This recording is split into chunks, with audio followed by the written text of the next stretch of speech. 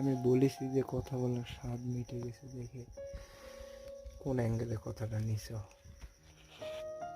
যে আমি চেষ্টা করব না, আমি তোমারে ওই ব্যাপারে কোনো মাথায় ঘামাবো না, তাই তো ভবিষ্যতে। কিন্তু তুমি ভুল বুঝছো।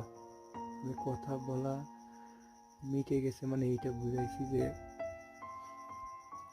এখন সম্পর্ক থাকা অবস্থায় এতদিন পর যে তুমি আমার কাছে ব্যাক করার পরে যে একটা মনের টান থাকবে, একটা আগ্রহ থাকবে, একটা নিজে থেকে কষ্ট করে হলেও একটাবার কথা বলার চেষ্টা করবে, এইটুকু চেষ্টা যদি আমি তোমার ভিতরে একটু হলেও পাইতাম তাহলে